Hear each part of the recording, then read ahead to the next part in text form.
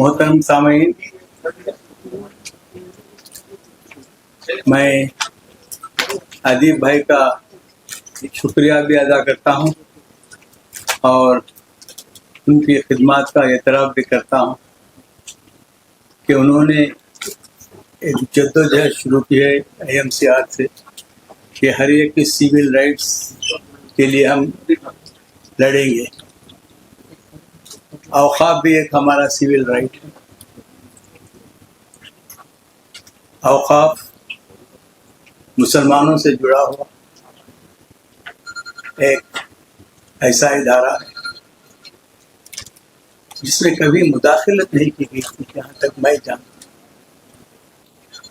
अगर उस वक्त के हुक्मरानों को इसमें मुदाखलत करते तो 1954 एक्ट नहीं आता था, फिर 95 एक्ट नहीं आता था, और फिर 2013 में जो भी खामियां थे उसको सेटरेट। अगर हुकूमत उस वक्त की नहीं चाहती तो, अगर ऐसी हुकूमत रहती तो ये कानून नहीं बनता। अल्लाह का फजल करम है कि मुझे ऐसे मौके मिले कि वक्त में काम करने। लगातार 3 मरतबा मैं कर्नाटक वक्फ बोर्ड का मेंबर रहा, लगातार 3 दफ़ा सेंट्रल वक्फ काउंसिल का मेंबर रहा। अल्लाह ने मौका दिया, मैं माइनॉरिटी अफेयर्स मिनिस्टर बन के यह कानून 2013 का इंट्रोड्यूस किया। जब कानून बनता है, कानून कोई परमानेंट नहीं होता, कानून में बदलाव चाहिए। जब जब जरूरत हो तो कानून हुकूमतें बदलाते हैं।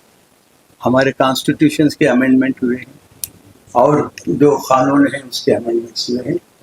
जब जरूरत पड़ती है तो अमेंडमेंट लाया जाता है, मगर जिस मकसद के लिए अमेंडमेंट, जिनके लिए अमेंडमेंट, फर्ज कि आप लेबर से अमेंडमेंट ला रहे हैं, लेबर से गुफ्तगू के बिना आप कोई अमेंडमेंट नहीं ला सकते। आप किसानों से अमेंडमेंट लाते हैं, किसानों की उनके पूछे बगैर कोई भी अमेंडमेंट नहीं ला सकता। देखिए जो हाल हुआ जब किसानों की बिल इंट्रोड्यूस हुई है तो इनको वापस लेना पड़ा। आज ये जो वक्त के अमेंडमेंट्स अब ये लाए हैं एक बुरी नीयत के जरिए से, ये कि कोई वक्फ को बचाना या मुसलमानों के हुकूक को दिलाना है, औरतों के हुकूक को दिलाना, इस मतलब से नहीं लाए। इनका मकसद ही अलग है, क्योंकि जैसा कि संजय सिंह साहब ने कहा 10 साल आपके मुकम्मिल हो गए, 11वां साल चल रहा है। आपको अमेंडमेंट उस वक्त तक याद नहीं आए, 10 साल याद नहीं आए, इसलिए मुसलमानों के हुकूक दिलाने का और उनके भला करने का, और लाखों एकड़ जमीन की याद आई इनके पास। ये इनकी एक जो पॉलिसी है कि ये पूरे 10 साल रिसर्च करने में गुजारे हैं कि इस एक्ट को किस तरह से खत्म किया जाए, जो को हुकूक दिए हैं वो किस तरह खत्म किया जाए। अब इसको मीडिया का सहारा ले रहे हैं। मैं देख रहा हूं मीडिया में, कोई भी मीडिया निकालो रहा, 3 महीने से चल रहा है कि औकाफ के पास एक कारपोरेशन था, उसको खत्म कर। आज तक वो कारपोरेशन 500 करोड़ का जो फरमाया लगाकर वक्त प्रॉपर्टीज को डेवलपमेंट करने का ये लिया था, उसको खत्म करके आज जो वक्त डेवलप, आप यहाँ जिक्र हुआ इसलिए कहा कि वक्त डेवलपमेंट कारपोरेशन बनाया जाए, वो बन गया।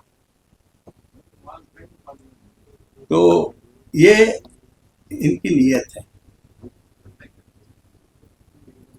इस कानून में बहुत से खामियां हैं और ये नॉन इम्प्लीमेंटेबल है। तो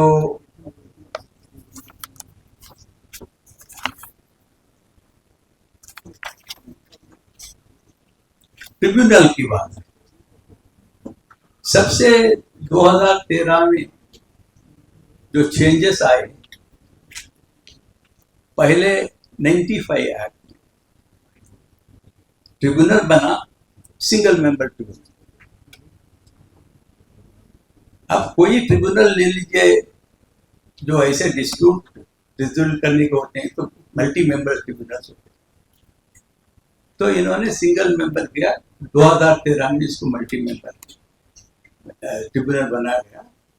उसमें एक सेशन जज का होने वाला है, चेयरमैन होगा, एक एडमिनिस्ट्रेटिव ऑफिसर होगा, एक कलेक्टर के रैंक का कोई, और एक इस्लामी कानून के जानने वाला एक शख्स होगा, वकील हो या और कोई हो।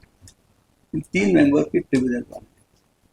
अब इसको 2 मेंबर के ट्रिब्यूनल कर दिए, 1 मेंबर को उसमें खत्म कर दिया।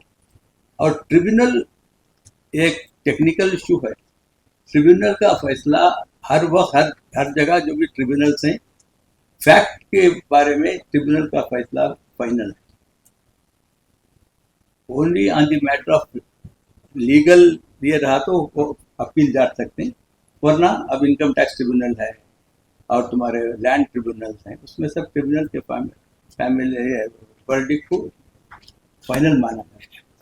यहाँ भी वही हमने कहा कि ट्रिब्यूनल की फाइनल फाइंडिंग्स, अब उसको ख़त्म करके ट्रिब्यूनल को 2 मेंबर बना के नॉन फंक्शनल बना दिया, उसका कोई वजूद ही नहीं बन सकता। इसमें ट्रिब्यूनल में हो सकता है शायद 1-2 इश्यूज पेंडिंग थे, अब क्या हुए मुझे पता नहीं है। आंध्र प्रदेश में देखिए ये कहा जाता है कि मिनिस्टर साहब ने भी पार्लियामेंट में कहा कि अगर कोई वक्फ बोर्ड कोई जगह जाके कोई ज़मीन देख के ये वक्फ की जगह कह देंगे तो वक्फ हो जाएगी, और कोई ये एक कंप्लीट मास स्प्रेड किए हैं कि वक्फ बोर्ड को इतने इख्तियारात हैं कि वक्फ बोर्ड अगर कल कोई ज़मीन पे जाके बोल दिया कि वक्फ की ज़मीन है तो वक्फ की ज़मीन हो जाएगी। हर मीडिया में यही आ रहा। ये तो ऐसी बेतुकी बात है कि कैसा वक्फ, अब हम सोच भी नहीं सकते कि वक्फ बोर्ड कहीं जाके हम उसको ताकि सेक्शन क्या करता है कि after due inquiry if the Waqf विफ a property has the characteristics of the Waqf, यानी कोई उसका डोनर होगा, रिलीजियस पर्पस के लिए है दिए गए हैं। ऐसे बहुत से ज़मीनात हैं जो इनाम एक्ट में दिए गए हैं, वो जो गवर्नमेंट के कब्जे में भी आ गए हैं, फिर भी वो इनाम है। अब एक अच्छा एग्जांपल है जो तेलंगाना में, आंध्र प्रदेश में एक वक्त दरगाह की ज़मीन थी 5000 एकड़ वैजाग में, मेरा नाम है। तो वो दरगाह की ज़मीन 5000 एकड़ गवर्नमेंट इनाम अबालिशन में गवर्नमेंट कही कि हमारी जगह है, इनाम में दी गई थी, ये जगह हमारी है। तो ये मामला सुप्रीम कोर्ट तक गया। सुप्रीम कोर्ट ने वो केस में ये कहा कि ये वक्फ की जगह है, ये वक्फ किया गया था ये दरगाह की देखभाल के लिए, और दरगाह ताहयात रहेगी तो ये ज़मीन भी वक्फ की रहेगी। तो इसलिए वो उस केस में सुप्रीम कोर्ट ने ये डिसाइड किया चाहिए। 1000 एकड़ एनटीसीपी को गया था, और हजरत सैयद अली हसन शहीद बाबा revered Sufi saint, the extent of Waqf land is about 5,000 acres. The dispute arose when the Andhra Pradesh government claimed the possession of the land which was part of the Waqf estate. The Andhra Pradesh State Waqf Board contested this, arguing that the land was dedicated as Waqf property and should be recognized as such. The Supreme Court ruling, the case eventually reached the Supreme Court of India, which ruled in favor of the Andhra Pradesh Waqf Board. The Supreme Court declared the property as Waqf land, confirming it should be treated as religious endowment under the management of Waqf. The judgment reinforced the principle of once a property is dedicated as Waqf, it retains the status of the Waqf in perpetuity, and the government cannot claim it as its own. The ruling was seen as a significant victory for the protection of the Waqf properties.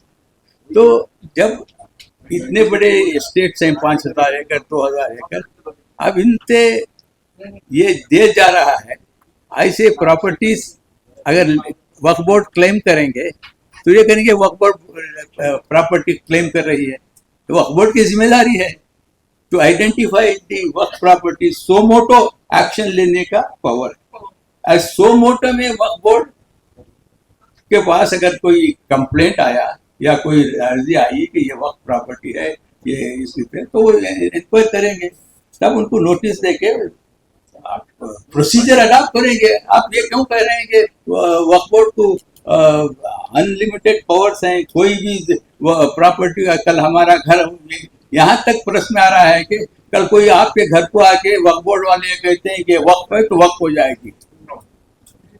मैं हमारे media के दोस्तों को भी कहता हूँ कि इस तरह के बेतुके जो बात आती रहती है, इससे लोगों में इंतशार पैदा हो रहा है।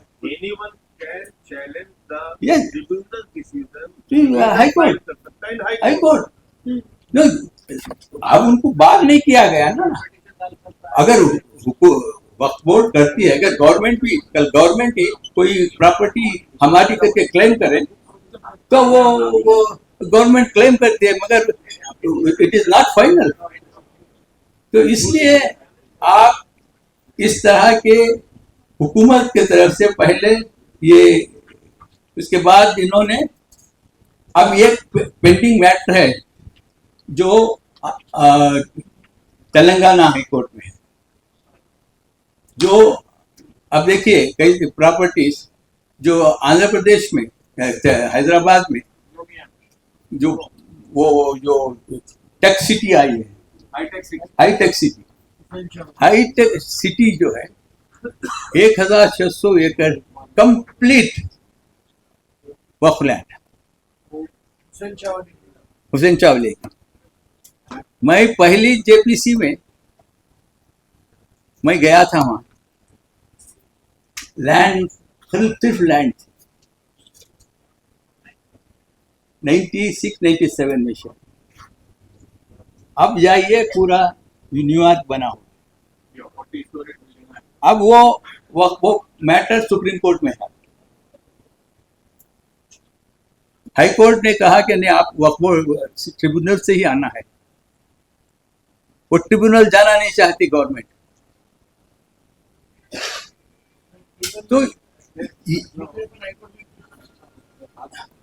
तो ऐसे बहुत से फैसले पूरे हिंदुस्तान में, कर्नाटक में है, आंध्र प्रदेश में है, तो ये तमाम फैसलों में इसका असर पड़ेगा।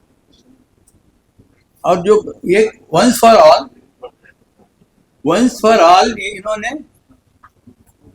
गवर्नमेंट प्रॉपर्टीज को उसको कंप्लीट राइट ही छोड़ दिया गया कि आफ्टर द अमेंडमेंट, पहले और आज पूरे गवर्नमेंट प्रॉपर्टीज उनके हो जाएंगे, आपका कोई हक नहीं रहेगा। अब सवाल ये है कि जैसा कि जफर मोहम्मद साहब ने रेफर किया शायद इंदिरा गांधी का लेटर, इंदिरा गांधी ने एक लेटर लिखी थी पूरे चीफ मिनिस्टर को कि आप ये कोई प्रॉपर्टी, गवर्नमेंट की प्रॉपर्टी, जो वक्फ की प्रॉपर्टी गवर्नमेंट के पास है, तो उनको वापस कर दो। अगर आपको जरूरत है वो प्रॉपर्टी को, तो आप कानून के हिसाब से रेंट देके, रेंट लीज पे ले लीजिए। उसके बावजूद आपको जमीन की जरूरत है तो प्रॉपर लैंड एक्विजिशन एक्ट में आप उसको ले लीजिए कंपनसेशन। तो यह सिर्फ एक लेटर था। तो हम 2013 में क्या किए, इसको कानून बना दिया। अब सेक्शन 108 में ये आएगा कि जो भी गवर्नमेंट प्रॉपर्टीज है, वक्फ प्रॉपर्टीज गवर्नमेंट के कब्जे में है, वो प्रॉपर्टी अगर ट्रिब्यूनल वक्फ प्रॉपर्टी डिक्लेयर करें तो गवर्नमेंट फौरन वापस करती है। With in 6 months government should return the property after the decision of the tribunal. ये सबसे डेंजर क्लास उनको है कि अब अगर पूरे गवर्नमेंट प्रॉपर्टीज को ट्रिब्यूनल अगर डिक्लेयर करेंगे तो इनको वापस करना पड़ेगा। तो ये तमाम जो प्रोविजन 2013 में हमने लाए थे तो कंप्लीट उसको नलीफाई कर रहे हैं। तो इसलिए जैसा कि अब यहाँ एक डिसीजन लेना है आप तमाम कि इसको टोटल रिजेक्ट करना है। मैंने बहुत से लोगों को फोन करके भी बोला कि इसको टोटल रिजेक्ट करना है। अमेंडमेंट से कुछ नहीं चलेगा। आपको जेपीसी से कोई भी आपको रिलीफ नहीं मिलेगा। कोई कुछ इधर उधर कुछ अमेंडमेंट करेंगे या 1 or 2 अमेंडमेंट को एक्सेप्ट कर लेंगे। ऐसा हमें तजुर्बा है क्या होता है जेपीसी में, क्या होता है अमेंडमेंट, कैसा होता है, हमें तजुर्बा है। मैंने ये मेरी खुशकिस्मती है कि 95 एक्ट में भी मैं पार्टिसिपेट किया हूँ, डिबेट 95 एक्ट में भी। और जो एक बात यहाँ आई उसका मैं, लोग अच्छे लोग भी होते हैं। आपने जिक्र किया लिमिटेशन एक्ट, प्रपोज बिल में 95 में कि बिल में 30 साल का लिमिटेशन था। अब मैं भी एक अमेंडमेंट मूव किया था। राज्यसभा में यूजुअली अमेंडमेंट एक्सेप्ट नहीं करते, तो फिर भी बहस हुई तो मेरी बहस के बाद मेरा अमेंडमेंट एक्सेप्ट कर लिया गया। तो हमारे बीजेपी के रतन राम करके एक मेंबर थे, वो भी कुछ अमेंडमेंट भेजे थे, मालूम से दिया कैसे मालूम। उन्होंने अमेंडमेंट दिया कि लिमिटेशन एक्ट ये 30 years निकाल देना चाहिए, there is no limitation for work. अब नजमा अब्दुल्ला साहिबा डिप्टी चेयरमैन थी, उस पर उन्होंने मजाक से किया सीताराम केसरी जी को, केसरी जी एक रहमान का अमेंडमेंट एक्सेप्ट किए हैं, एक रहीम का भी एक्सेप्ट कर। और वो अमेंडमेंट था लिमिटेशन एक्ट वक्त से खत्म करने, और वो पास अमेंडमेंट मूव किया गया बीजेपी में।